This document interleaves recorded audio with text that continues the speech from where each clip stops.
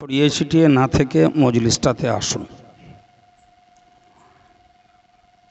সম্মানিত ভাইরা,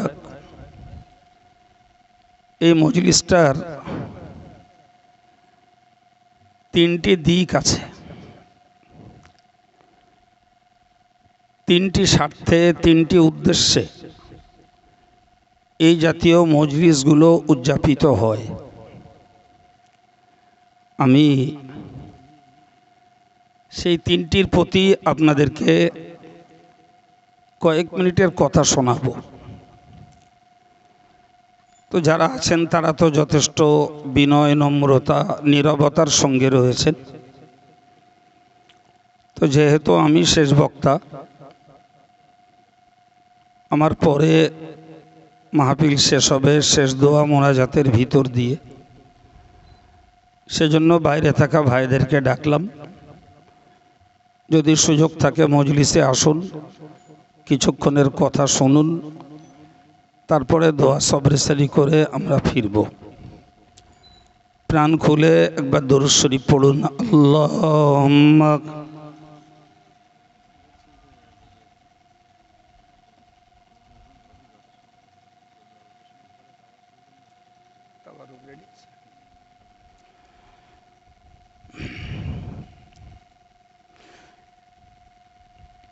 نحمده ونصلي على رسوله الكريم أما بعد فأعوذ بالله من الشيطان الرجيم وذكر فإن الذكر تنفع المؤمنين صدق الله العظيم وقال النبي صلى الله عليه وسلم السعيد من وعظ بغيره أو كما قال عليه الصلاة والسلام। সম্মানিত ওলামায়ে কেরাম, জ্ঞান পিপাসু শ্রোতা ভাইরা, অলক্ষ্যে দূরে গৃহে অবস্থিতা মা ও বোনেরা,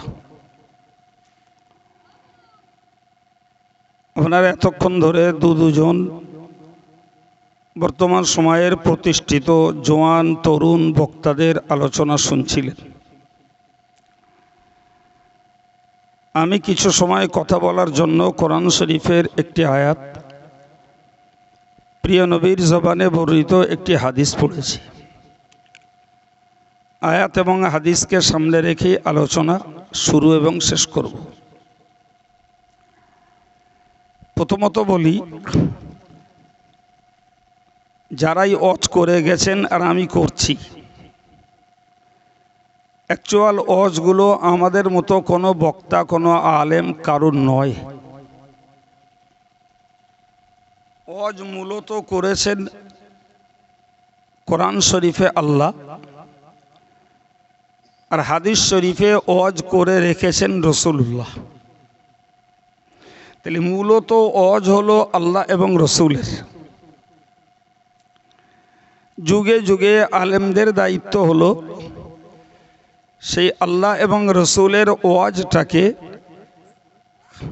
যুগের মানুষদের কাছে প্রকাশ করা। আবার বলছি, আল্লাহ এবং রাসূলের সেই কথাগুলোকেই মানুষের কাছে ব্যক্ত করাই হলো প্রত্যেকটা জমানার আলেমদের দায়িত্ব। ফলে যারা এ পর্যন্ত আজকের এখানে কথা বলে গেছেন, তাহলে আমাদেরকে বুঝতে হবে তারা আল্লাহ এবং রাসূলের পক্ষেই কথা বলেছেন। আর আমরা যারা শুনছি, আমরা আমাদের পরিচয়ে বলি আমরা হলাম আল্লাহর বান্দা। আল্লাহ আমাদের খালিক, তিনি আমাদের মালিক। তো আমরা যখন তারই বান্দা,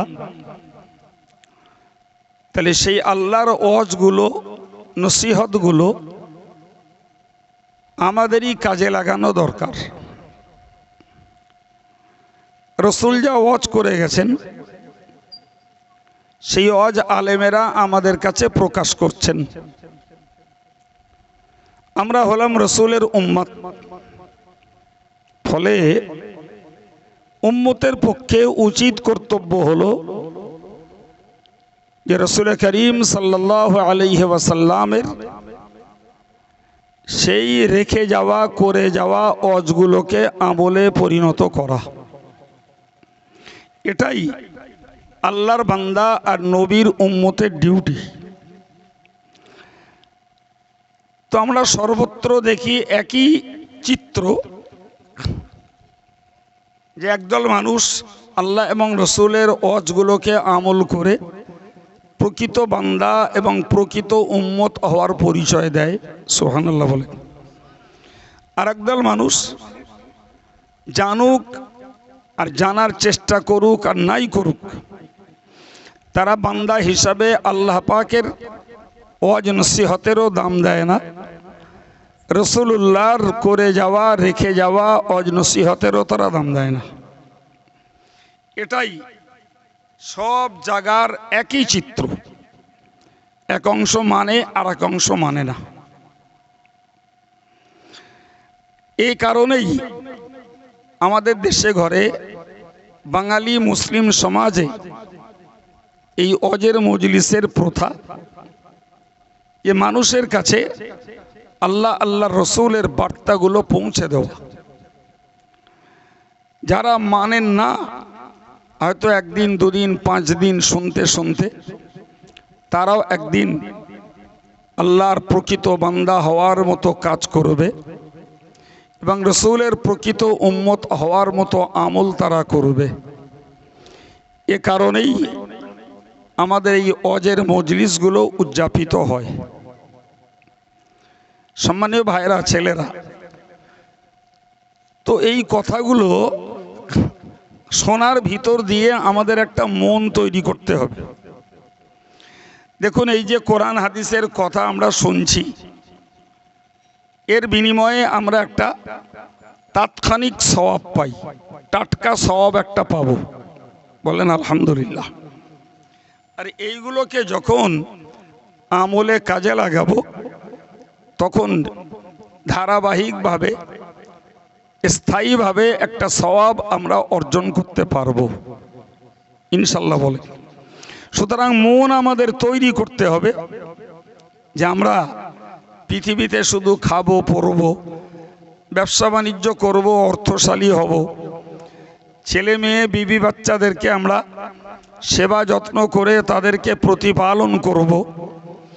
পৃথিবীতে আল্লাহ আমাদেরকে শুধু এই কাজের জন্য পাঠাননি, বরং এগুলির ভিতর দিয়ে আমরা মৃত্যুর পরে কবরে শান্তি পাব, হাসরের ময়দানে আরশের নিচে জায়গা নেব, আমরা আমল নামাটাকে ডান হাতে পাব, নেকির পাল্লাটাকে ভারী করব, জাহান্নামের উপরের পোলটাকে চোখের পলকে পেরিয়ে যাব, সর্বোপরি জাহান্নাম থেকে মুক্তি লাভ করে জান্নাতের হকদার হব।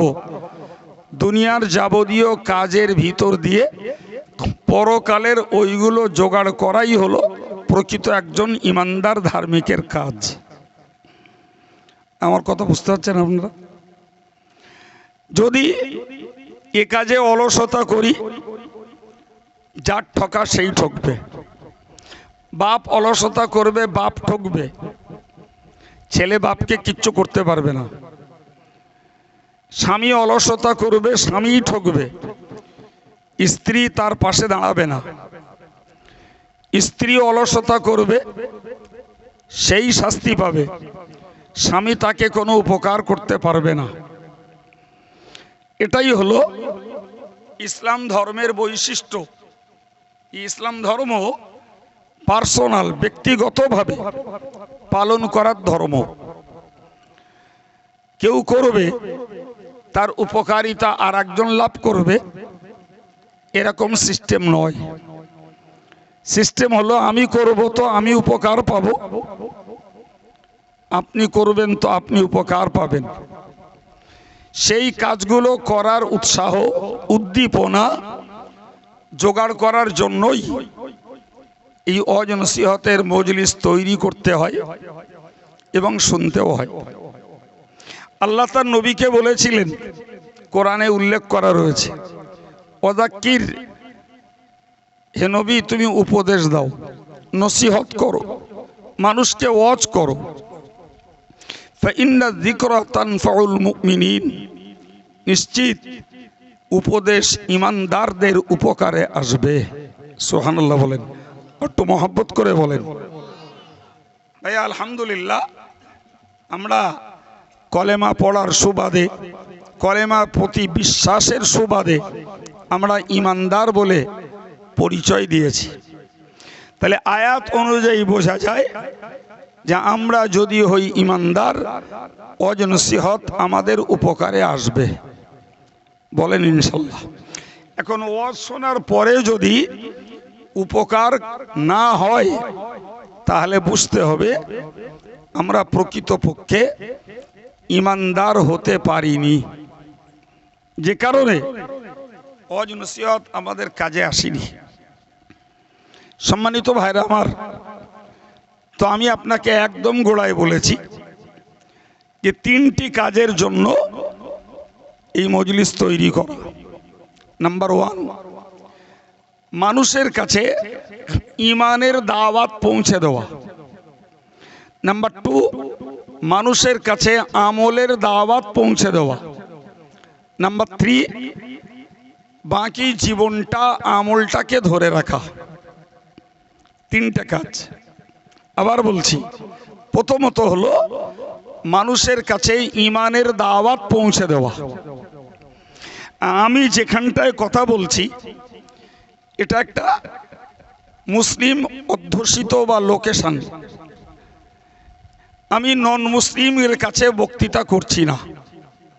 যদি অমুসলিমের কাছে বক্তৃতা করতাম আর ভারত সরকার যদি সুযোগ দিত যে তুমি মানুষকে ইসলামের পথে ডাকতে পারো, তাহলে ভারতবর্ষের অমুসলিমদের উদ্দেশ্য করে অনেক হেদায়েতমূলক কথা বলার ছিল, বলা যেত। কিন্তু ভারতবর্ষে ওই অনুমতি নেই। যে অনুমতি এবং যে কার্যকারিতা বাংলাদেশের বক্তারা করতে পারে, ইন্ডিয়ার বক্তারা সে কাজ করতে পারে না। ফলে আমরা কোনো অমুসলিমকে ইমানদার বানানোর জন্য দাওয়াত দিতে কি বলছি বলেন পারি না। তাহলে আমরা যারা ইমানদার মুসলমান, আমাদেরকে ভাবতে হবে এবার আমরা অমুসলিমদেরকে দাওয়াত দেওয়ার পরিবেশে নেই, বরং আমরা আছি ইমানদার পরিবেশে। তো ইমান আমরা যারা এনেছি, আমাদের বিষয়ে কিছু কথা আমাদেরকে এবার জানতে হবে। সেটা কি? ভাই, ইমান না আনা লোক আমার মজলিসে থাকলে আমি তাদের ইমান আনার দাওয়াত দিতাম, কিন্তু ইমান আনা লোক যখন মজলিসে রয়েছেন, আমি এবার একটা দাওয়াত দিচ্ছি। ইমান আনার পরে আমাদের ডিউটি হলো শিরক করা যাবে না। এটা ইমানদারের ডিউটি। ইমানওয়ালাদের জন্য এই দাওয়াত আলেমদের পক্ষ থেকে পৌঁছে দেওয়া। শিরক করতে পারবো না।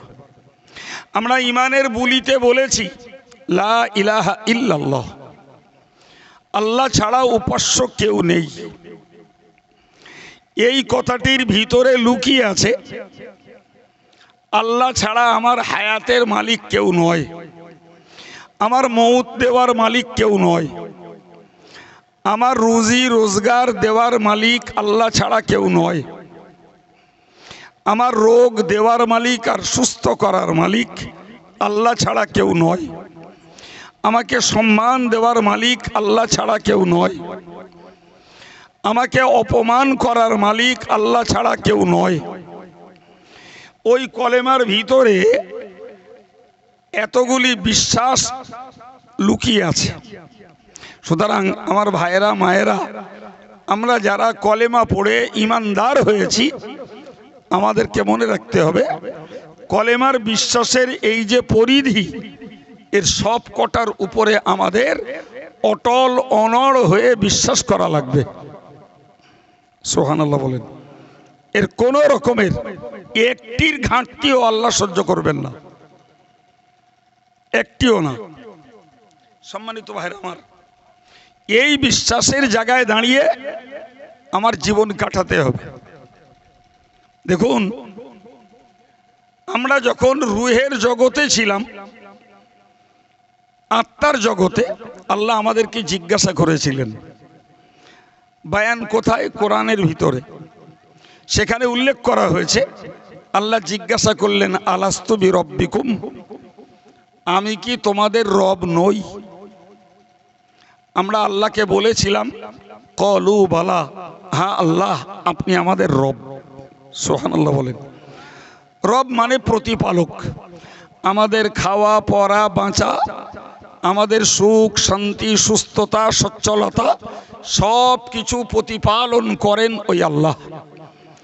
এই কথাটা আমরা আত্মার জগতে আল্লাহ পাকের কাছে স্বীকার করেই পৃথিবীতে এসেছি বাবু। এবার পৃথিবীতে 60 বছর 70 বছর 80 বছর আমরা জীবন কাটাবো, আল্লাহ যাকে যেমন থাকতে দেবেন। যেই আমরা জীবন শেষে মৃত্যুর পরে কবরে যাব, তো আমরা শুনে আছি কবরে মুনকার নাকির আসবেন, আর এসে মুনকার নাকির কবর থেকে লাশটাকে তুলবেন, বসাবেন, বসিয়ে বলবেন, মান রব্বুকা, এই বান্দা বল তোর রব কে? তোর রব কে? সম্মানিত ভাইরা আমার, মনে রাখুন, যে লোকটা তার জীবনটাকে আল্লাহ আল্লাহ রসুলের ওয়াজ নসিহত কাজে লাগিয়েছে, ওই লোকটা কবরে এক কথায় বলে দেবে, রব্বি আল্লাহ, আমার রব হলেন আল্লাহ। সুবহানাল্লাহ বলেন। কিন্তু যে কপাল পোড়া, যে হতভাগা, দুনিয়াতে শুধু খেয়েছে পড়েছে মজা মেরেছে, আল্লাহ আল্লাহ রসুলের ওয়াজ আর নসিহতকে কাজে লাগাইনি, ওই লোকটাকে যখন কবরে জিজ্ঞাসা করা হবে, মান রব্বুকা, তোমার রব কে? ও তখন বলবে, হা হা লা আদরি, হায় আফসোস আমি তো জানি না। দুটো লোকের দুরকম জবাব। যে লোকটা বলবে রব্বি আল্লাহ, আমার আল্লাহ ফেরেশতার কাছে ওহী পাঠিয়ে বলবেন, সাদাকা আবদি, ও ফেরেশতারা আমার বান্দা সত্য কথা বলেছে। সুবহানাল্লাহ বলবেন না? আমার বান্দা সত্য কথা বলেছে। তার মানে সে আমাকে রব বলে পৃথিবীতে গেছিল, আজকের মরার পরেও সে আমাকে রব বলেছে, তাহলে সে সত্য কথা বলেছে। ফাফতাহ লাহু বাবান ইলাল জান্নাত, আমার ওই বান্দার কবরে জান্নাত থেকে একটা দরওয়াজা খুলে দাও। যতদিন কবরে থাকবে ততদিন জান্নাতের সুগন্ধ আর জান্নাতের স্নিগ্ধ হাওয়া ওই কবরে প্রবাহিত হতে থাকবে। কিন্তু যে কবরের মুর্দা, যিনি বলবেন যে আমার রব কে আমি জানি না, আল্লাহ ওহী পাঠিয়ে বলবেন, কাযাবা আবদি, আমার বান্দা মিথ্যা কথা বলেছে। ও রব বলে রব কে জানি না বলছে, ওটা মিথ্যা কথা। ও তো আমাকে আত্মার জগতে রব বলেছিল, তাই ওরে পৃথিবীতে পাঠিয়েছিলাম। আজকে পৃথিবীতে ঘুরে এসেই ও বলছে রব কে আমি জানি না, ওইটা মিথ্যা কথা। ফাফতাহ লাহু বাবান ইলান নার, ওর কবরের জন্য জাহান্নাম থেকে একটা দরওয়াজা খুলে দাও, যে দরওয়াজা দিয়ে জান্নাতের স্নিগ্ধ হাওয়ার পরিবর্তে জাহান্নামের লু হাওয়া, আর চলবে জাহান্নামের দুর্গন্ধ। নাউজুবিল্লাহ বলে। ভাই, সামান্য বাড়ির পাশে একটু দুর্গন্ধ থাকলে সেটা আমাদের নাক সাপোর্ট নেয় না। তাকে পরিষ্কার করা, দুর্গন্ধ মেটানোর জন্য ফিনাইল ছড়ালো, ইত্যাদি ইত্যাদি করে থাকি। স্বাস্থ্যবিদরা বলছেন, বাড়ির ধারে নোংরা থাকলে মশা হবে, বিনিময়ে ডেঙ্গু বয়ে তোমার গায়ে এনে দেবে, তুমি ডেঙ্গু রোগে আক্রান্ত হবে। সুতরাং বাড়িঘর পরিষ্কার রাখো।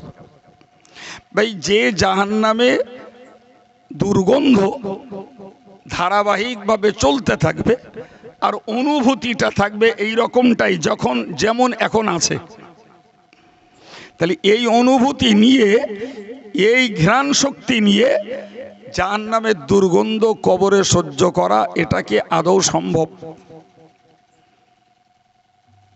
সম্মানিত ভাইরা আমার, এখন আমাকে যদি আল্লাহকে রব বলে স্থির থাকতে হয়, তাহলে শিরক ছাড়া লাগবে। বাপ, শিরক করলে, শিরক আর ঈমান পেট্রোল আর পানি দুটো একসঙ্গে মেশে না। ঠিক শিরক আর ঈমান দুটো কখনো একত্রিত হয় না। যেখানে শিরক আছে সেখানে ঈমান নাই, যেখানে ঈমান আছে সেখানে শিরকের জায়গা নাই। শিরক শব্দটার ইংরেজি শব্দ হলো পার্টনার, বাংলায় একে বলা হয় অংশীদার। তার মানে আল্লাহ বললেন, তোমরা যখন আমার প্রতি ঈমান নিয়ে এসেছো, তো আমার সঙ্গে কাউকে পার্টনার বানিও না। আমার কেউ নেই, কেউ নেই। লাম ইয়ালিদ ওয়ালাম ইউলাদ ওয়ালাম ইয়াকুল লাহু কুফুয়ান আহাদ। আমি আল্লাহ কাউকে জন্মও দেইনি, আমি কারোর থেকে জন্ম হইনি। গোটা দুনিয়া জুড়ে আমি আল্লাহর সমতুল্য কেউ নেই। সুবহানাল্লাহ বল। তাহলে আমি আল্লাহর কেউ নেই, তুমি আমার পার্টনার কাউরে বানিও না। কথা বোঝা যাচ্ছে? আমার অংশীদার কেউ না, আমি। এই জন্যই ফার্সি ভাষায় আল্লাহকে বলা হয় খোদা, আমরাও ব্যবহার করি। তো খোদা শব্দটি মূলত ফার্সি। এই খোদা শব্দের অর্থ হলো যিনি নিজে নিজেই। যিনি, আমরা কেউ নিজে নিজে না, বলো। আমাদের সৃষ্টি করেছেন আল্লাহ, এবং ধরা পৃষ্ঠে এসেছি বাপ ও মায়ের সংমিশ্রণে। আবার পৃথিবীতে এসেছি, বাপ মায়ের পরিষেবা লেগেছে, মাস্টার মশাইয়ের পরিষেবার দরকার হয়েছে, বা অন্য কোনো সহযোগী ভাই বন্ধুর দরকার হয়েছে। কিন্তু আমার আল্লাহর এমন কেউ নেই বাবা। সম্মানিত ভাইরা আমার, মনে রেখে দিন, শিরক হলো তিন প্রকারের। প্রথমটা হলো আল্লাহ ছাড়া কারুর কাছে সিজদা করা, আল্লাহ ছাড়া কারুর কাছে মাথা নত করা। কোনো কবরে, কোনো গাছের কাছে, কোনো দরগায়, কোনো কোথাও যেয়ে মাথা নত করা, এটার নাম হলো বড় শিরক। ওইটা বড় শিরক। আলহামদুলিল্লাহ, আমরা যে জায়গাটায় বাস করি, এই জাতীয় বড় শিরক আমাদের মধ্যকার নারী পুরুষ আমরা কেউ করি না বলেই আমার বিশ্বাস। আমরা গাছের কাছেও মাথা নত করি না, পাথরের কাছেও না, আমরা কোনো বন বিবির থানেও না, কোনো দরগা না, কোনো পীর অলির মাজারেও না, কোনো দেবদেবীর মূর্তির কাছেও না। ঠিক না ভুল বাবা? আল্লাহ আমাদের কায়েম রাখুন, বলুন আমিন। প্রিয় ভাইরা আমার, দ্বিতীয় নম্বরে মনে রাখুন, আর একটা শিরক হলো যে গুণের মালিক আল্লাহ, ওই গুণ আল্লাহ ছাড়া পৃথিবীর কোনো মানুষের মধ্যে রয়েছে, এই বিশ্বাস করার নাম হলো শিরক। আল্লাহর গুণ, আল্লাহ হায়াত দেন, আল্লাহ মারেন। আল্লাহর গুণ, কাউকে খাইয়ে রাখেন, কাউকে না খাইয়ে রাখেন। আল্লাহর গুণ, কাউকে রোগ দেন, আবার কাউকে রোগ মুক্ত করে সুস্থ রাখেন। আল্লাহর গুণ, কাউকে ধনী বানান, কাউকে দরিদ্র বানান। আল্লাহর গুণ, কাউকে অনেক সম্মানিত করেছেন, আবার কাউকে সেই পরিমাণ সম্মান দেননি। আবার কখনো সম্মানিত ব্যক্তিকে আল্লাহ অপমানিত করেছেন, আবার কখনো অপমানিত ব্যক্তিকে সম্মানিত করেছেন। এসব গুণ কার? সম্মানিত ভাইরা আমার, মনে রাখুন, আল্লাহর কোরআন বলেছে, কুল, ওগো নবী তুমি বলো, আল্লাহুম্মা মালিকাল মুলক তুতিল মুলকা মান তাশা। ও আল্লাহ, তুমি সকল রাজার রাজা, সকল রাজার রাজা, তুমি মহারাজা। তুতিল মুলকা মান তাশা, তুমি যাকে ইচ্ছা করো রাজিত্ব দাও। অতানজিউল মুলকা মিম্মান তাশা, আবার যার কাছ থেকে ইচ্ছা রাজিত্ব কেড়ে নাও। তুইজ্জু মান তাশা, তুমি যাকে ইচ্ছা সম্মানিত করো। অতুযিল্লু মান তাশা, যাকে ইচ্ছা তুমি অপমানিত করো। জোরে বলুন। সব গুণ কার? সবাই মিলে বলেন। আমরা ইমানদার, আমাদের জীবন থেকে 100% এই দোষ বাদ দেওয়া লাগবে। আমরা এই দোষ করে ফেলি। কি বলেন দিন? দোষটা হলো ওরা ছেলেও বলে বেঁচে গেছে, নাহলে আজকে মরলুম। এদিকে তুমি বলছো আল্লাহ আমার বাঁচানোর মালিক, আর কার্যক্ষেত্রে বলে ফেলছো ওরাই আমার বাঁচিয়েছে। এরম বলার দোষ আছে না নাই আমাদের? অমুক ডাক্তারখানায় গেলাম বলে বেঁচে গেছি, নাহলে এই ডাক্তারের কাছে থাকলে মরণ হয়ে যেত। বলার লোক আছে না নাই? ভাই, কত মুসলমান জীবনে দেখলুম বাবা, মুখে বলছে রুজির মালিক আল্লাহ, আর এদিকে রুজির জন্য, ডেভেলপমেন্টের জন্য, উন্নতির জন্য হেন কোনো হারাম কাজনি করে বেড়ায় না। সুদি কারবার, জোয়ার কারবার, অনলাইনে লটারি, ফাঁকিবাজি, হেন অনলাইনই করে বেড়ায় না। আরে বাবা, তোর রুজি, তোর উন্নতির মালিক যদি আল্লাহ হয়, তাহলে আল্লাহ যাতে নারাজ না খোস, তুই সে কাজে কেন গেলি বাবা? তোর আল্লাহর উপরে বিশ্বাস গাঢ় কই? তোর মুখের দাবি এক, কাজ আর এক। তাহলে যে গুণের মালিক আল্লাহ, ওই গুণ তুমি আল্লাহ ছাড়া অন্যের মধ্যে রয়েছে বলে ডাক্তারের রোগ সারাবার গুণ আছে, সুদের ধনী বানাবার গুণ আছে, কিংবা নেতার আমার জীবন বাঁচানোর গুণ আছে। নাউজুবিল্লাহ বলেন, আর একটু চিল্লে বলেন। এই আল্লাহর গুণ দুনিয়ার কোনো মানুষের মধ্যে রয়েছে, এই বিশ্বাস যারা করে এরা দ্বিতীয় পর্যায়ের শিরক করলো। ও বড়টাও করা যাবে না, মেজেটাও করা যাবে না। কি বলেছি বলেন দিন? বড়টা কি? এই বড় শিরক কি বলেছি? দেব দেবী, কবর ইত্যাদির কাছে, পাথর, গাছতলা, এসব জায়গায় যে মাথা ঠোকার নাম হলো বড় শিরক। আর এই মেজেটা হলো যে গুণের মালিক আল্লাহ, ওই গুণ আল্লাহ ছাড়া অন্য কারোর মধ্যে রয়েছে, এই বিশ্বাস করার নাম হলো মেজে শিরক। আমি বললুম। ও ভাইরা আমার, ছেলেরা মনে রাখো বাবা, এরপরে 3 নম্বরে হলো ছোট শিরক। আর ছোট শিরকটা হলো আল্লাহর সন্তুষ্টি ছাড়া অন্য কোনো উদ্দেশ্যে ধর্মের কাজ করার নাম হলো ছোট শিরক। বড় মেজে ছোট। আমি ওয়াজ করছি, এরা আমার ভালো বলবে তাই। আমি ওয়াজ করছি, এরা আমার টাকা দেবে তাই। এরা ওয়াজ দিচ্ছে, সবাই দেয়, একটা না দিলি কেরাম দেখাচ্ছে তাই।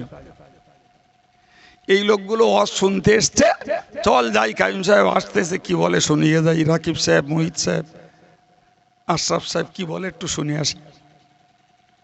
তাহলে এই যে ধান্দা, আমি এসছি কি বলে শুনে আসি, আর একজন এসছে যাই, শেষবেলা একটু খিচড়ি খাওয়া হয়নি, আর আমি ওয়াজ করছি 2 টাকা দেবে তাই। আমি ওয়াজ করছি, লোকে আমার ভালো বলবে যে কাইম সাহেব সুন্দর করে বুঝিয়েছে ওয়াজ। এরা ওয়াজ দেশে, একটা ওয়াজ না দিলি কিরম একটা দেখাচ্ছে, সব জায়গায় দেয়।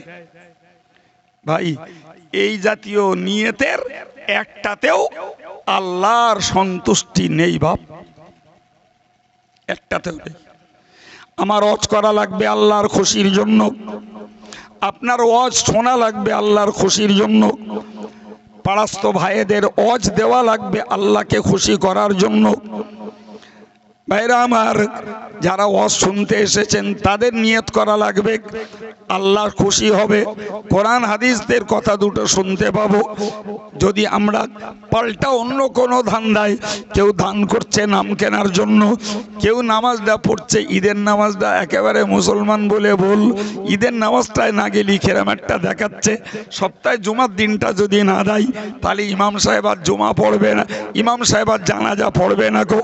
ভাই, এই যে নিয়তগুলো, এই নিয়তগুলো তো একটাও আল্লাহর খুশির জন্য নয়। এই আল্লাহর খুশির জন্য কাজ না করলে ওটার নাম ছোট শিরক, গোপন শিরক। এই তিন প্রকারের শিরকের একটাও করা যাবে না বাপ, একটাও না। আমি খুব গভীর কথা বলছি না, হালকা পাতলা করে বলছি।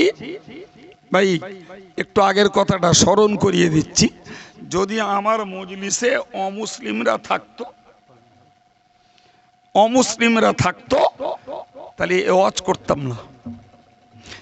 সুযোগ দিলে, অনুমতি দিলে অন্য ওয়াজ করতাম। কিন্তু আমার মজলিসে ভাই অমুসলিম কেউ নেই, সবাই মুসলিম, সবাই ইমানদার। ফলে ইমানওয়ালাদের সেই ইমানটা যাতে ক্ষতি না হয়, নষ্ট না হয়, এর জন্য ছেলে, বুড়ো, জওয়ান, যুবতী সকলকে মৃত্যু এই তিন প্রকারের শিরক থেকে বাঁচতে হবে।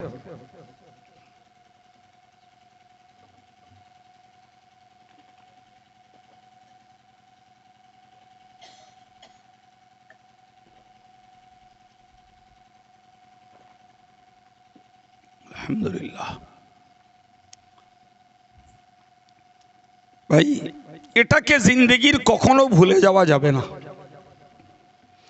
আল্লাহ পাক অন্যান্য যত গুনাহ আছে, কেউ যদি নফসের তাড়নায়, শয়তানের পাল্লায় পড়ে ওই জাতীয় গুনাহ করে ফেলে, আর সে যদি খাঁটি দিলে আল্লাহর কাছে অনুতপ্ত হয়, অনুশোচনা করে, আল্লাহর কাছে কাঁদে অথবা কান্নার চেষ্টাটা করে, আমার আল্লাহ তার অন্য সমস্ত গুনাহকে মাফ করে দেবেন। কিন্তু আল্লাহর সঙ্গে শিরক করলে ওই গুনাহটাকে আল্লাহর মাফ করে না। এই মাফ না করার মানে বুঝুন। বেয়াদবি নেন না, কতটা বোঝাতে পারবো জানি না, তবে আলোচনা এসছে বলে বলছি। ভাই, এর প্রকৃত ব্যাখ্যা অনেক আলেমদের কাছেও নেই। শুধু প্লেন বলে শিরকের গুনাহ আল্লাহ মাফ করেন। এই মাফ না করার মানে কি? ভাই, মাফ না করার মানেটা বুঝুন। সেটা হলো এই যে শিরকের গুনাহ মাফ করে না মানে, ধরে নিন একজন লোক 30 বছর বয়সে একটা শিরক করেছে, আর ওই লোকটা শিরক করার পরে বুঝতে পেরে লোকটা আবার নতুন করে তওবা করে ঈমান এনে ওই লোকটা আবার নতুন করে আমল করা ধরেছে। ওই লোকটার কি ঈমান আর কবুল হবে না? ওই লোকটার আমল কি আর কবুল হবে না? নিশ্চয়ই হবে। ও নতুন ঈমান আনতে পারবে, নতুন করে আমল করতে পারবে। ক্ষমা হবে না মানে এই পিছনে যে নেকিগুলো করেছিল ওইগুলো সব আল্লাহ ধ্বংস করে দিয়েছেন। ক্ষমা করার মানে হলো ওইগুলোকে ফিরিয়ে দেওয়া, ওইটা আল্লাহ দেবে না। এই কথা ক্লিয়ার হচ্ছে? জি, আমি তো ওয়াজ করছি না বাবা, আমি গল্প করছি আপনাদের সঙ্গে, ব্রেনের জট খুলবে। আবার বলছি, ক্ষমা করে শিরকের গুনাহ আল্লাহ মাফ করেন না মানে হলো যে লোকটা ঈমান আনলে ওই ঈমান আর কবুল হবে না এমন নয়, লোকটা আমল করলে ওই আমল আর কবুল হবে না এমন নয়, বরং ক্ষমা করবেন না এ কথার মানে হলো শিরক করার কারণে পিছনের গুনাহগুলো সব মুছে গেছে, এই নেকিগুলো সব মুছে গেছে, আল্লাহ ওইগুলো বান্দাকে আর ফেরত দেবে না। ওই লাইফটাই হয়ে গেল ঈমান আর আমল শূন্য। কথা বুঝতে পারা গেছে? এর মানে হলো শিরকের গুনাহ আল্লাহ মাফ করে না। এর মানে এরম মানে না যে লোকটা ঈমান আনলে আর নতুন করে আমল করলে হবে না, এমনটা নয়। সুতরাং যদি কারোর দ্বারাই শিরক হয়ে পড়ে আর তিনি যদি নতুন করে ঈমান আনেন, আলহামদুলিল্লাহ, তিনি আবার ঈমানদার বলে গণ্য হবেন। আবার যদি আমল করেন, ও আমল টিকে যাবে, কিন্তু পিছনের গুলো আর নয়। পক্ষান্তরে অন্য গুনাহ করলে আল্লাহ মাফ করবেন, এর মানে বুঝুন। কোরআন শরীফে আল্লাহ বলেছেন, মান তাবা ওয়া আমানা ওয়া আমিলা আমালান সালিহা। যে লোকটা কোনো গুনার কাজ করলো, এরপরে লোকটা অনুতপ্ত হলো, অনুশোচনা করলো, পাপের জন্য আল্লাহর কাছে ক্ষমা চাইল, এবং নতুন করে আবার লোকটা ভালো আমলে মনোযোগ দিল, আমার আল্লাহ বললেন ইউবাদদিলুল্লাহু সাইয়্যাতিহিম হাসানাত। আমি আল্লাহ ওই লোকটার পিছনের সমস্ত গুনাহকে নেকি দ্বারা বদল করে দেব। তার মানে কি?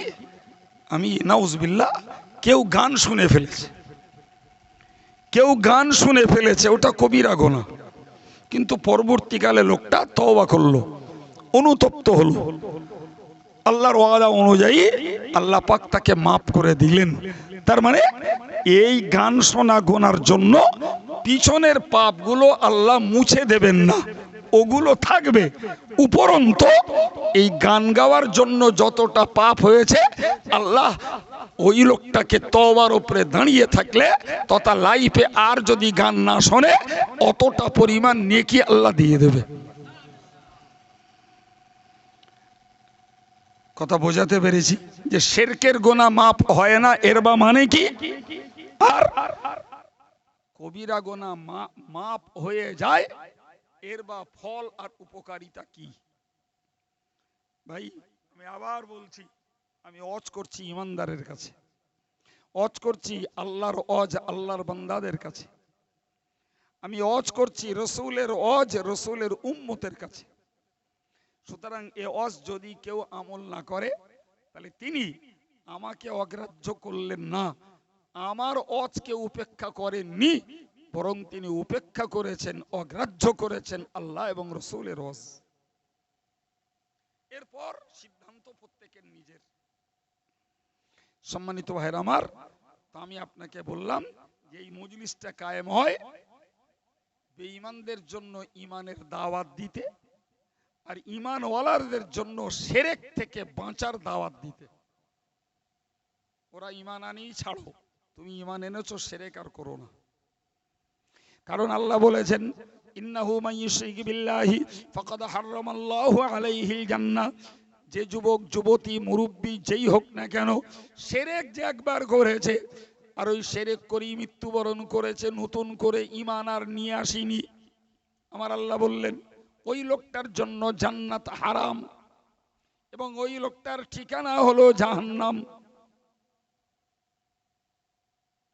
কি বুঝলেন?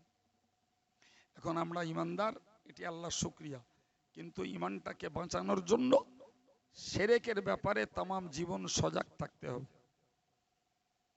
এর বেশি আর ব্যাখ্যায় যাব না, যতটুকু বললে আপনারা বোঝেন ততটুকু বলেছি। বাকি স্থিরভাবে জীবন ঈমানের উপরে কাটাবার দায়িত্ব আমাদের। ভাই, ছোট্ট একটা কথা এর সঙ্গে জুড়ে দিই, কিয়ামতের ময়দানে তিনটে টেবিলে বিচার হবে। প্রথম টেবিল, আমি আমার লাইফে শিরক করেছি না করিনি।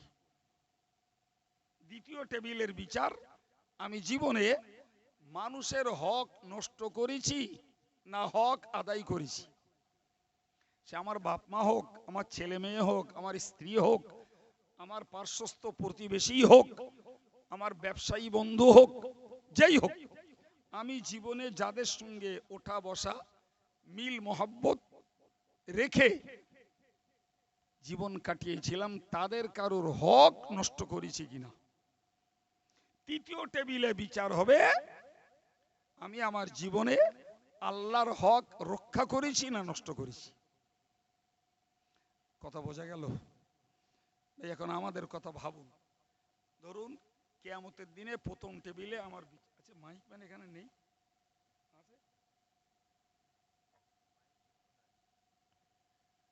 প্রচুর কষ্ট হচ্ছে কথা বলতে। আচ্ছা বসেন না ভাই, ও মাইকে বলি যখন শোনে তা আসবেনি। প্রিয় ভাইরা আমার, কি বলেছি, কটা টেবিলে বিচার হবে বাবা? তিনটে। প্রথম টেবিলের বিচার কিসের? মুখস্থ করেন না, এই খরচার দাম উঠবে। প্রথম টেবিলের বিচার হলো আমরা জীবনে কোনোদিন শিরক করেছি কিনা। দ্বিতীয় টেবিলের বিচার হলো আমরা জীবনে কোনোদিন আল্লাহর বান্দার কোনো হক নষ্ট করেছি কিনা। খুব গলা টানছে।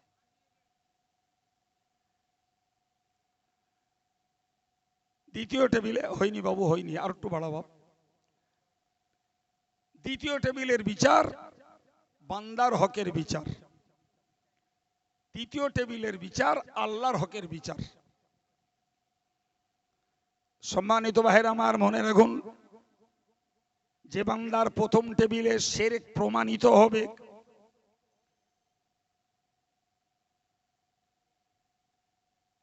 যে বান্দার প্রথম টেবিলে শিরক প্রমাণিত হবে, ভাই ওই বান্দার ওইখানেই সিদ্ধান্ত হয়ে গেল এ জাহান্নামী। কথা গুছিয়ে বুঝুন, প্রথম টেবিলে শিরক প্রমাণিত হয়েছে, ওখানেই সিদ্ধান্ত ও জাহান্নামী। তবে ওকে দ্বিতীয় টেবিল পর্যন্ত যেতে হবে। তুমি জাহান্নামে গেলি তো হবে না। জীবনে যাদের হক নষ্ট করেছো, তোমার তো নেকি দিয়ে তাদের ঋণ শোধ করার উপায় নেই। তুমি শিরক করেছো মানে তোমার কোনো নেকি তোমার পাত্রে নেই। অতএব তোমার বিরুদ্ধে যারা অভিযোগ করবে তাদের পাপগুলো ঘাড়ে নিয়ে তারপরে জাহান্নামে যাও। কথা একদম সুস্পষ্ট। এখন বলেন, অন্যের কথা বাদ দিয়ে আমাদের কথা ভাবি।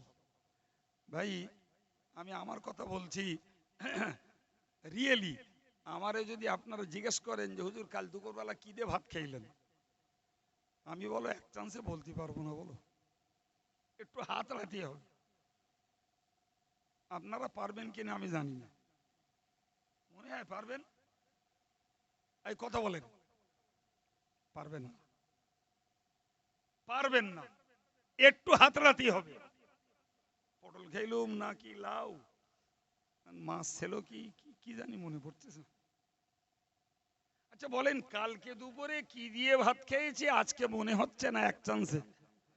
আর ৮০ বছরের জীবনে ১৫ বছর নাবালেক জীবন বাদ দিলে ৬৫ বছর সাবালেক জীবন। আর এই জীবনে আমি কোনোদিন শিরক করেছি কি করিনি, ও কি আমার আর মনে আছে বাপ? কথা বলেন, ফেরেশতারা যা লিখেছে ওর কি মনে আছে? ওর থেকে বাদ যাবে? সুতরাং ছোট আর বড়, রাতের আঁধারে আর দিনের আলোকে, ব্যবসা করতে আর রাজনীতি করতে, সমাজনীতি করতে আর সংসার পরিবার নীতি করতে, জীবনে কোনো মুহূর্তে যদি শিরক করে ফেলি আমাদের মনে নেই, কিন্তু আল্লাহর ফেরেশতারা আমলনামায় লিখে রেখেছেন, ওটা থেকে বাদ যাবে না বাপ। ফলে প্রতিটি অপরাধী সুস্পষ্টভাবে আল্লাহর কাছে অপরাধী হিসাবেই সাব্যস্ত হবে। সেই জন্য আমাদেরকে প্রতিদিনের জন্য, প্রতি মুহূর্তের জন্য মনে রাখতে হবে যে আমার ঈমানটা যাতে হাতছাড়া না হয়। সঙ্গে মনে রাখুন ভাইরা আমার, প্রিয় ছেলেরা, ঈমান চলে যায় তিনটি পথে। নাম্বার 1 কথার দোষে, নাম্বার 2 বিশ্বাসের দোষে, নাম্বার 3 কাজের দোষে। কটা বললাম? কথার দোষে ঈমান চলে যায়। আমি যদি নরমালে দুই একটা কথা বলি আপনাদের বোঝানোর জন্য, যেমন ভাই কোন ব্যক্তি বলল যে আলেমরা দেশটা শেষ করে দিলে। সত্যি করে বলুন দিন, এরকম কথা বলার লোক আছে না নাই? আরে ব্যক্তিগত আব্দুল কাইয়ুম দোষ করেছে, তুমি সেই রাগ তোলার জন্য আব্দুল কাইয়ুমকে বলতে পারো, কিন্তু আলেমরা এই কথাটা বলতে পারো না। ওই আলেম তোমার বাপ মার বিয়ে পড়িয়েছে, ওই আলেম তোমার বিয়ে পড়িয়েছে, ওই আলেমের লেখা বই পড়ে তুমি কলেমা পড়া শিখেছো। তুমি মরবা, তোমার ওই আলেম এসে তরিকা মোতাবেক তোমার শেষকৃত্য সম্পন্ন করবে। তাহলে তুমি যখন টোটাল আলেম সমাজকে দায়ী করছো, শরিয়াতের মসলা, তোমার ঈমান নষ্ট হয়ে গেছে। দোষ আব্দুল কাইয়ুম করতে পারে, দোষ মৌলানা আশরাফ আলী রহমানী করতে পারে, আর একজন করতে পারে, সবাই এক দোষ করে না বাপ। তুমি চাপিয়ে দিলে সবার ঘাড়ে। এই বলেন না, আমাদের দেশে আজও ছড়িয়ে আছে, কেউ বলে ফকিরের পায়ে লক্ষ্মী, আর কেউ বলে খরিদ্দার লক্ষ্মী। একটু হ্যাঁ না বলেন, আমি কবর খোলায় ওয়াজ করতেছি নাকি? এরম কেন আপনার?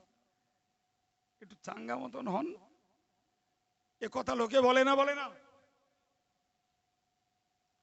লক্ষ্মী মুসলিম সমাজের মানিত কোনো জিনিস, বিশ্বাসের কোনো জিনিস।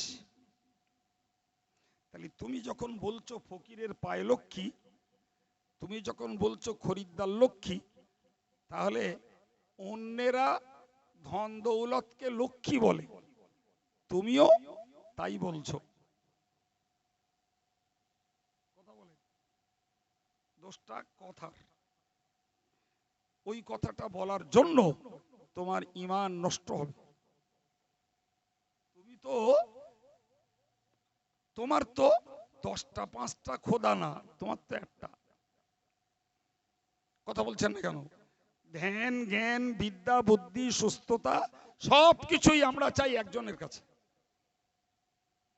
অন্যেরা আলাদা হতে পারে। জি, কেউ অর্থ চায় গণেশের কাছে, কেউ ধন চায় লক্ষ্মীর কাছে। কথা বলেন, কেউ জ্ঞান চায় সরস্বতীর কাছে। তাহলে তোমার মুখে কথা কেন আসে? তোমার তো ধ্যান, জ্ঞান, বিদ্যা, বুদ্ধি, অর্থবৃত্ত, সুখ, শান্তি, সুস্থতা, সচ্ছলতা সবকিছু চাওয়ার একমাত্র জাত সত্তা হলেন আল্লাহ। তুমি কেন বলছো ফকিরের পায়ে লক্ষ্মী, খরিদ্দার লক্ষ্মী? আজও কিছু লোকে বলে, পর্যায়ক্রমে বলে বসলো বিসমিল্লাহ গলত। আগে বলেন, বলে না আমি বানিয়ে আনলাম? বলে এই কোনো কাজ করতে যেয়ে যদি শুরুতে ভুল হয়ে যায়, তখন কিছু লোকে বলে বিসমিল্লাহ। এরা এর আভ্যন্তরীণ রহস্য খবর রাখে না বাপ। আভ্যন্তরীণ রহস্যটা বুঝুন। ভাই আমার দিকে তাকান। বিসমিল্লাহির রহমানির রহিম, এটি হলো কোরআন শরীফের একটি আয়াত। সুবহানাল্লাহ বলেন। বিসমিল্লাহ কি? কোরআন শরীফের আয়াত। আর গলত একটি আরবি শব্দ, বাংলা নয়।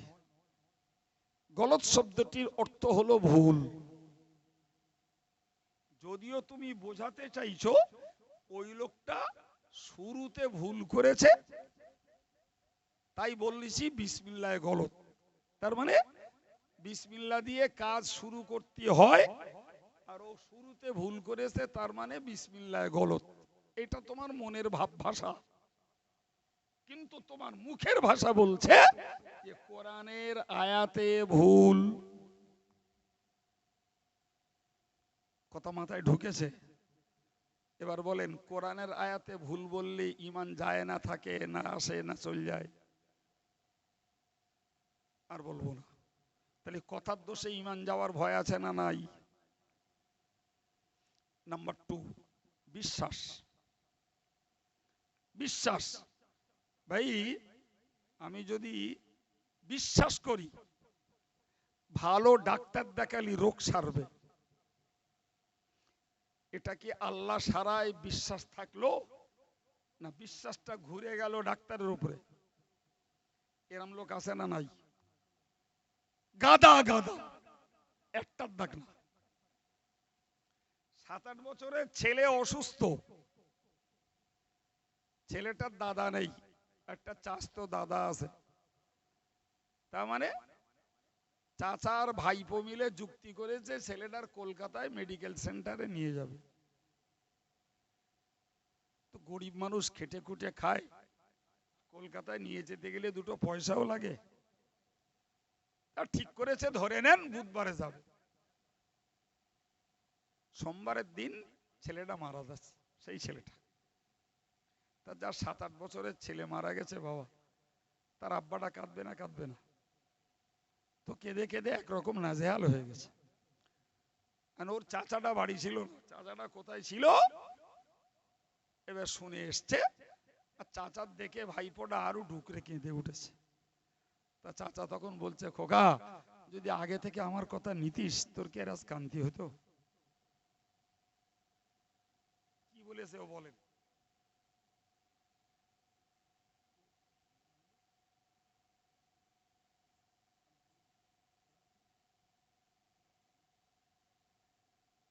এ বাবা বলেন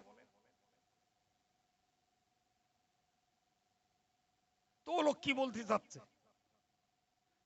ও বলতে চাচ্ছে যদি আগে থেকে আমার কথা নিয়ে কলকাতা নিয়ে যাতিস তাহলে তোর ছেলে আর। ও বাবু, ওই যদি বিশ্বাস হয় ওটা ইমানদারের ইমানের পক্ষে না বিপক্ষে? এরম লোক আছে না নেই? বলেন বলেন, কি সর্বনাশ বলুন দিন।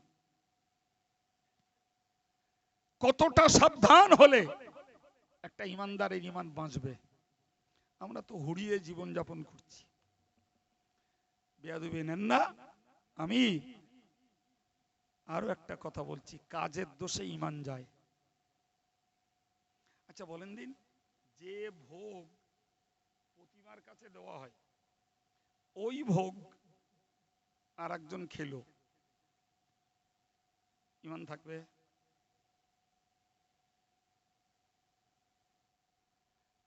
আমি পুজো করি না কিন্তু আমি তাতে সহায়তা করি, থাকবে?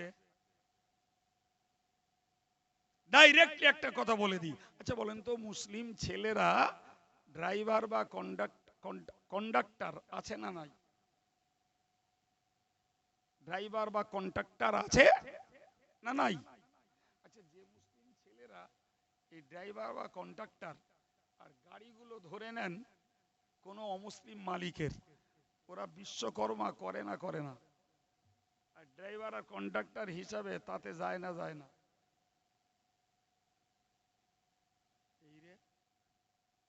বেশি অংশ যায়। এক আধটা যদি বাঁচে তো অনেক কৌশল করে তাকে বাঁচতে হয়। তুমি আমার গাড়ির কর্মচারী আর আমি আজকের গাড়ির পুজো দেবো, সারা বছর গাড়িটা নিরাপদে চলবে, অ্যাক্সিডেন্ট হবে না। যদিও পুজোদের রাস্তায় উঠি অ্যাক্সিডেন্ট হওয়ার খবর আছে, কিন্তু তার বিশ্বাস হই তুমি সেই গাড়ির কর্মচারী, তুমি তাতে পার্টনার হবা না। এ দেখলো চাকরির দায়ে করতে হচ্ছে, কিছু করার নেই, একটা চাকরি। এই কথা বুঝতে পারছেন কি? হ্যাঁ, ওই কাজটাই শরীক হওয়ার জন্য ওর ঈমান থাকবে না যাবে? আর বোঝাবো না, কি বলেছি? শিরক 3 প্রকার, আর শিরক হয় 3 প্রকারে। আবার বলছি, শিরক 3 প্রকার আর শিরক হয় আর 3 প্রকারে। কথার দোষে, বিশ্বাসের দোষে, কাজের দোষে। তাহলে আমাদের কথা সামলাতে হবে, কাজ সামলাতে হবে, বিশ্বাসটাকেও পাহারাদারি করতে হবে। তবে এই কলেমা পড়া ইমানি দৌলত মৌত পর্যন্ত নিয়ে যাওয়া যাবে বাবা। ইবলিস সর্বদা ওঁত পেতে বসে আছে, আমার আপনার কাছ থেকে ঈমান কাড়ার জন্য, আমাকে বেঈমান বানিয়ে দেওয়ার জন্য। কারণ ইবলিস জানে ঈমান যদি কাটতে পারি তবে আমার দলে জাহান্নামে লোক বেড়ে যাবে। আর যে যে দল করে বাবা, তার দলে লোক বাড়বার ধান্দা আছে না নাই? একদম। যে যে রাজনীতি করে তার দলে লোক বাড়াবার চেষ্টা সে করে, যে যে ধর্মনীতি করে তার দলে লোক বাড়াবার চেষ্টা সে করে। কথা বলছেন না কেন? তো ইবলিস করে জাহান্নামের দল, তো ইবলিস তো চাইবেই যে আমার দলে লোক বাড়ুক। আমি আজকের উপস্থিত ভাইদেরকে, যুবকদেরকে, পর্দার যুবতী মা, মেয়ে এবং বোনেদেরকে বলবো, আমরা ঈমানদার। আজকের নসিহতের একটা পাঠ হলো, আমার ঈমানটাকে রক্ষা করার জন্য আমাকে সদা সতর্ক থাকতে হবে। নাম্বার 2, আমি আপনাকে বলেছিলাম সেই গোড়ায় এই মজলিসগুলো, 2 নম্বর হলো মানুষকে আমলের দাওয়াত দেওয়ার জন্য। কিসের দাওয়াত? আমলের দাওয়াত। সম্মানিত ভাইরা আমার, এই মজলিসের ভাইটাল একটা সাবজেক্ট হলো ফামান কানা ইয়ারজু লিকা রাব্বিহি ফালইআমাল আমালান সালিহা। ও বান্দা, তুমি পৃথিবীতে অবস্থান করছো, তোমাকে মরে আল্লাহর কাছে যেতে হবে। মরে মুসলমানও যাবে, হিন্দুও যাবে, জৈনও যাবে, খ্রিস্টানও যাবে, বৌদ্ধও যাবে। যাবে না কেডা? সবার যেতে। কিন্তু কেউ যাবে, আল্লাহ মালিক তার উপরে খুশি থাকবে। সুবহানাল্লাহ বলেন। আবার কেউ যাবে, আল্লাহ মালিক তার উপরে গুসা হবে, রাগান্বিত হবে। এখন মালিক যদি খুশি থাকে তাহলে চাকর বাকর, লেবার, শ্রমিক এদের লাভ। আর মালিক যদি রেগে যায় তাহলে গোলামদের জন্য, লেবারদের জন্য নিশ্চিত সেটা বিপজ্জনক। আমরা যারা পৃথিবীতে আছি বাবু, আমাদেরকে আল্লাহর কাছে যাওয়াই লাগবে, যাওয়াই লাগবে। এখন আমার বক্তব্য হলো, ওই আল্লাহর কাছে আমরা যাব, কিন্তু আমার ধান্দা থাকবে একটা, আমি এমন কর্ম করে যাব আমার মালিক যেন আমার উপরে সন্তুষ্ট হয়। কথা ঠিক? হ্যাঁ না বলেন? কে চান না আমার আল্লাহ খুশি হোক? আমার আল্লাহ বললেন, বান্দারে, তুই যদি আমার সঙ্গে কিয়ামতের ময়দানে সন্তোষজনক সাক্ষী তুই যদি পেতে চাস, ফালিয়ামাল আমালান সালিহা, তোর জীবনে তুই সৎ কাজগুলো করে আসবি, তবেই আমি মালিক তোর প্রতি খুশি থাকবো। একটা করে যদি সৎ কাজের ব্যাখ্যা দেই, আমার সাধ্যের বাইরে, সবাই জানেন। আমি শুধু ওয়াজটাকে মিলিয়ে দেওয়ার জন্য বলছি। সৎ কাজ নামাজ পড়া, সৎ কাজ রোজা রাখা, সৎ কাজ টাকা থাকলে যাকাত দেওয়া, সৎ কাজ হজ করা, সৎ কাজ জিকির করা, সৎ কাজ তাসবিহ পড়া, সৎ কাজ ফিতরা আদায় করা, সৎ কাজ কোরবানি দেওয়া, সৎ কাজ যাকাত আদায় করা, ভাই সৎ কাজ বাপ মার ভক্তি করা, সৎ কাজ বড়কে সম্মান করা, শ্রদ্ধা করা, সৎ কাজ ছোটকে স্নেহ করা। ভাই এইগুলো হলো সৎ কাজের তালিকা। তাহলে আমি যদি আল্লাহর সন্তুষ্টি লাভ করতে চাই, তাহলে আমাদের প্রত্যেকের উচিত হবে জীবনব্যাপী এই সৎ কাজগুলো কে কতটা করতে পারি সেই চেষ্টা করা। কিন্তু দুঃখ বাবা, আমরা কে কত টাকা জোগাড় রোজগার করতে পারি, কে কত সুন্দর বাড়ি করতে পারি, কে কত নামি দামি মূল্যবান কোম্পানির গাড়ি কিনতে পারি, কে কত সুন্দর পোশাক পরতে পারি, কে কত রুচিশীল খাবার খেতে পারি, কে কত আমরা সুন্দরী মেয়ে বিয়ে করতে পারি, কে বা কত সুন্দর জামাই খুঁজে মেয়েটারে বিয়ে দিতে পারি। এসব ব্যাপারে আমাদের ধান্দা আছে, কিন্তু কে কত সৎ কাজ বেশি করতে পারি এ ধান্দার লোক বলো কম বাপ, কি হবে? আমার আল্লাহ বললেন ফালিয়ামাল আমালান সলিহা, তাদের উচিত হবে তারা যেন সৎ কাজগুলো করে। আমি বলেছিলাম এই মজলিস হলো বেঈমানদের জন্য ইমানের দাওয়াতের মজলিস, এই মজলিস ইমানদারের জন্য শিরক থেকে বাঁচার শিক্ষার মজলিস। 3 নম্বরে বলছি এই মজলিস হলো ইমানওয়ালাদের জন্য নেক আমল করার উৎসাহ পাওয়ার মজলিস।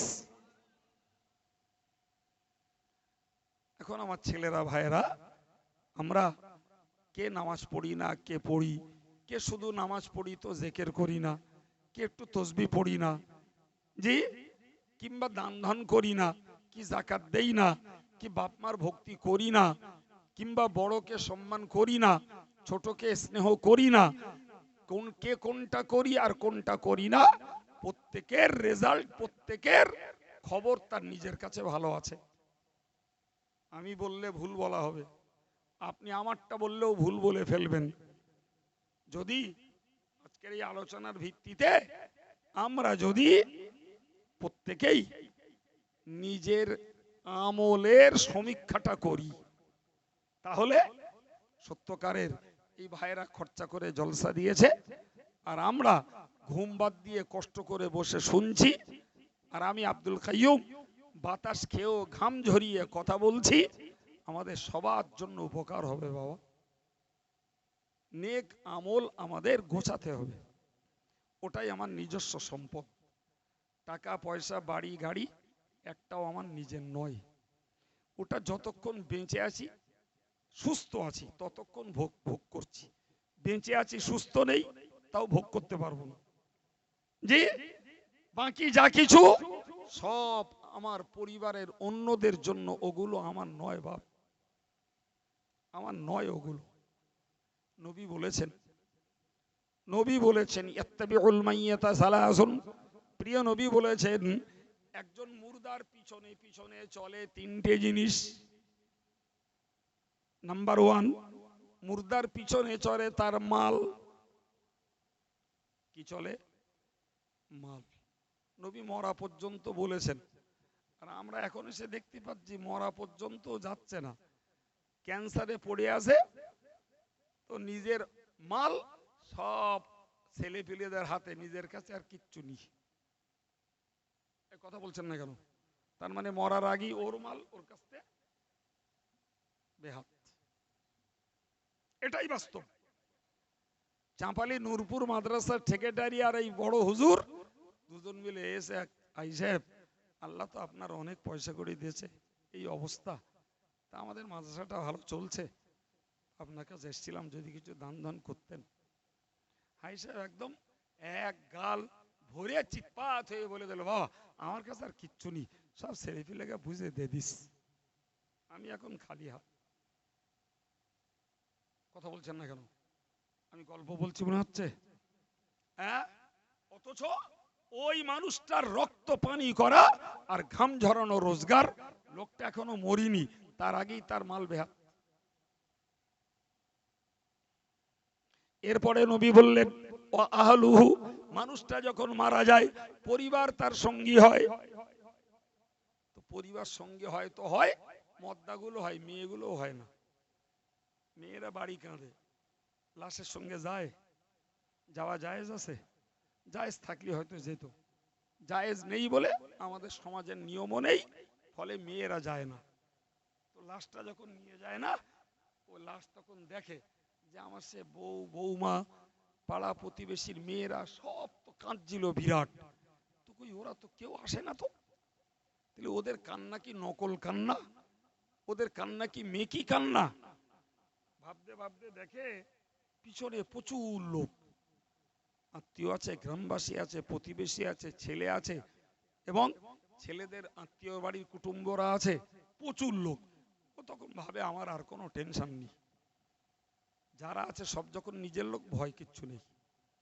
কবরের কাজটায় যে যখন দেখে যে কবর এরকম ছোট্ট একটা জায়গা, তো তখন চিন্তা করে কি সব এত লোক আর এইটুকখানি জায়গা, এরা কি যাবে না নাকি ভাবতে ভাবতে ততক্ষণে লাশটাকে কবরে নামায়।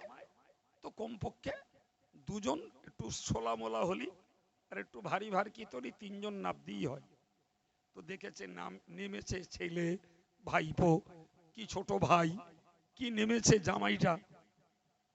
তখন চিন্তা করে যে কজন নেমেছে এরা সবাই আমার আপনজন, ফলে আমার আর কোনো চিন্তা নেই। কিন্তু তিনটে গিরো যখন খুলে দিয়ে একটা একটা করে উঠে পড়ে, তখন বান্দা তাকিয়ে দেখে হায় হায়, কই সে টাকা পয়সা আর কই সে বউ বাচ্চা ছেলে বিয়ে বন্ধু বান্ধব। এখন দেখছি আমার আর কেউ নেই, আমার কাছে রয়েছে শুধু আমলটা। জোরে বলেন, আর কেউ নেই। কথা বলেন, রসুলের হাদিস বাস্তবে সত্য না মিথ্যা? বরহক সত্য। জি, লক্ষ লক্ষ লিকুইড মানি আমার ছেলেরা আমার কবরে দেবে না, ব্যাংকের দুটো চেক কেটে দিয়ে আসবে না, এবং আমার মহব্বতে আমার পরিবারের কেউ কবরে যাবে না। সুতরাং তোমার টাকা তোমার সঙ্গী নয়, তোমার বিবি বাচ্চা মহব্বতের মানুষজন তোমার সঙ্গী নয়, তোমার সঙ্গী তোমার আমল। এখন তুমি ভাবো বাবা, সেই আমলটা, আমল মানে কর্ম, আমল মানে কর্ম। এখন কর্মটা কি করবা তুমি? আল্লাহ আল্লাহ রসুলের হুকুমের কর্ম সঙ্গে নিয়ে যাবা, না নফস আর শয়তানের গোলামি করে কর্ম নিয়ে যাবা? নফস আর শয়তানের গোলামির কর্ম হলো ওই সুদ খাওয়া, গান শোনা, মিথ্যা কথা বলা, জুয়া খেলা, জি, জেনাবে বিচার করা, দরগার নামে হাজত মান্নত করা, ফ্রি ফায়ার খেলা, পাবজি খেলা, বাজনা শোনা, জি, লোকের গালাগালি করা, লোকের ফাঁকিবাজি করা, মেয়ের হক নষ্ট করা, বোনের হক নষ্ট করা, ভাইয়ের হক নষ্ট করা, এসব ইবলিস আর নফসের সম্মিলিত প্রচেষ্টার পাপ, এও আমল। এইগুলো নিয়ে কবরে যদি যাওয়া যায়, থাকাবে কেডা, ইবলিস না নফস? কেডা থাকাবে? জ্ঞান কি বলছে? থাকাবে এরা কেউ? হ্যাঁ?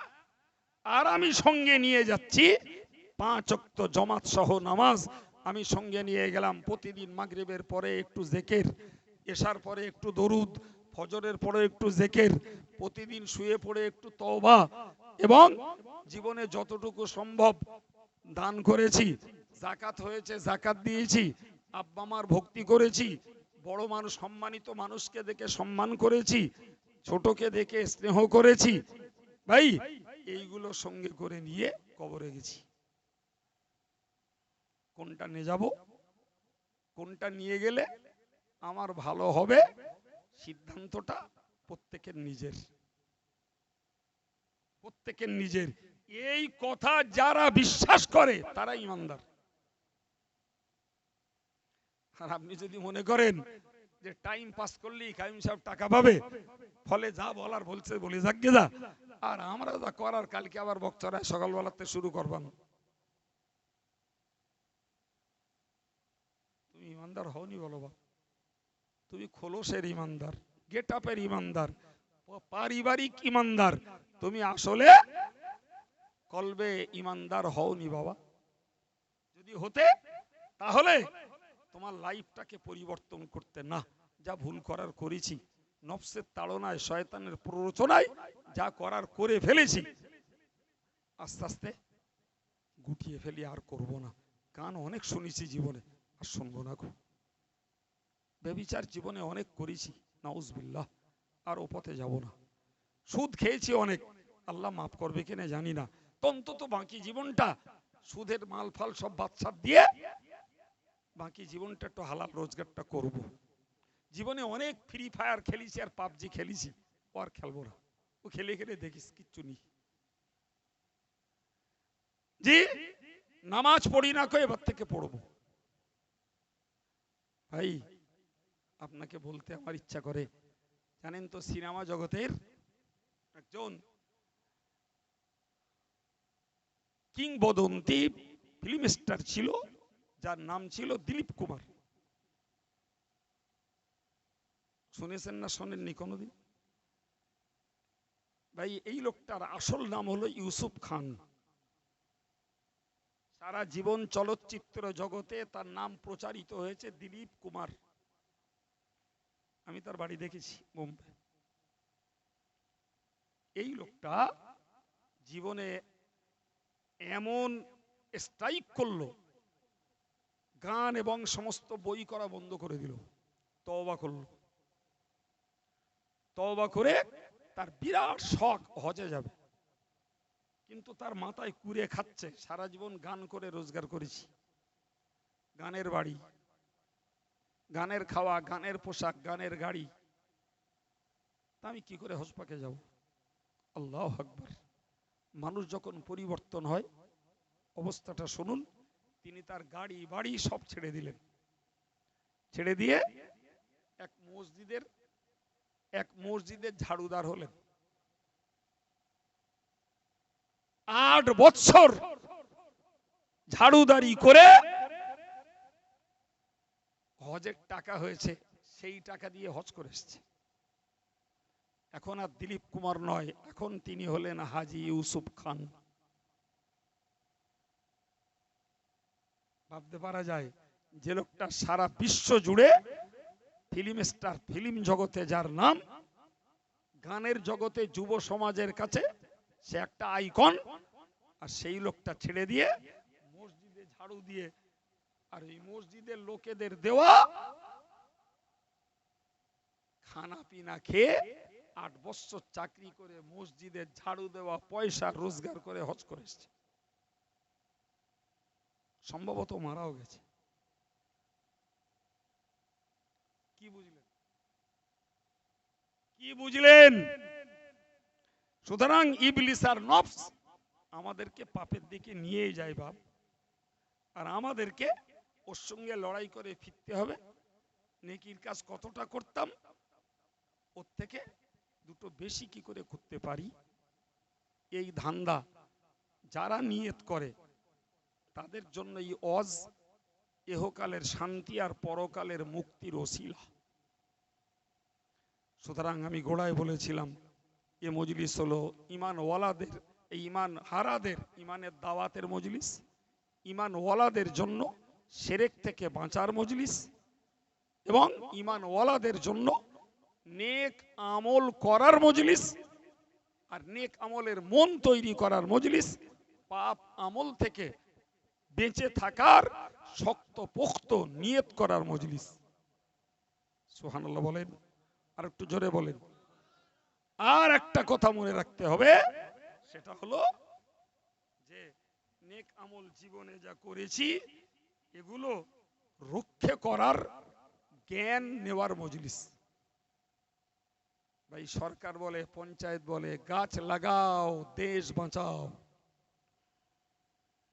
সরকার আর পঞ্চায়েত, তথা পঞ্চায়েত মানে সরকারেরই অংশ, এরা যদি গাছ লাগাতো তো দেশ বাঁচত না।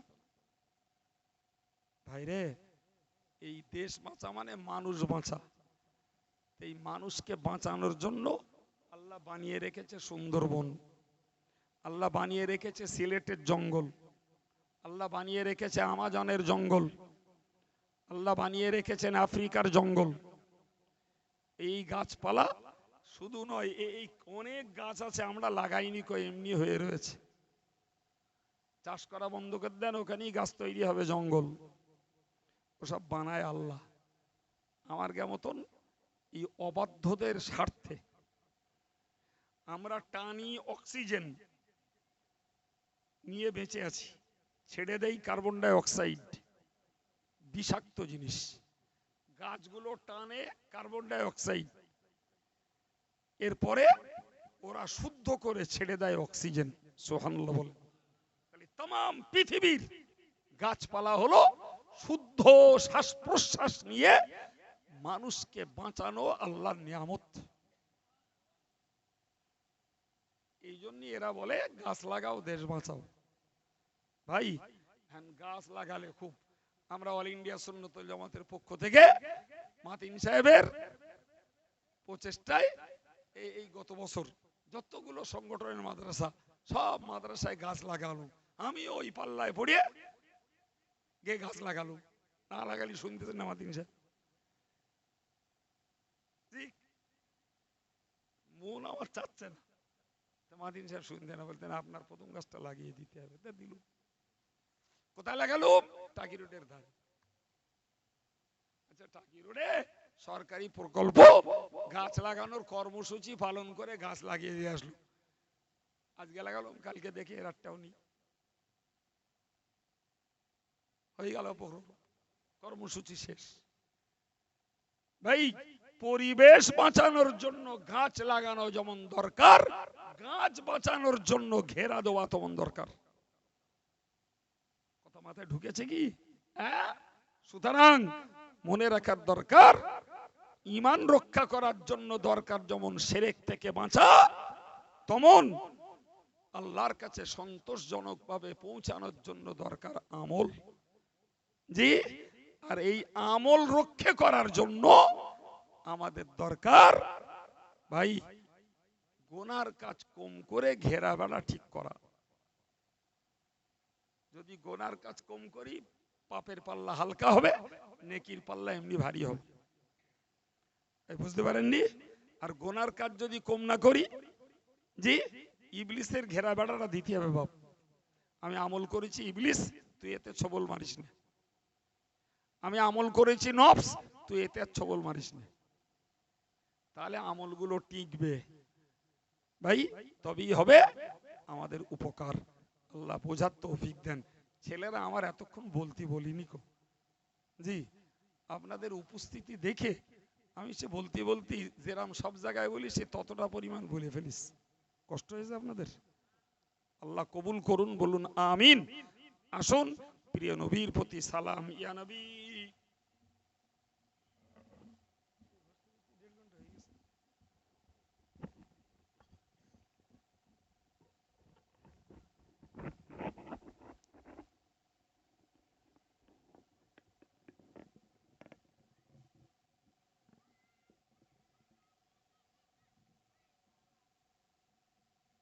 উড়িল আল্লাহর বাণী, পোহালো দুঃখ রজনী, করিল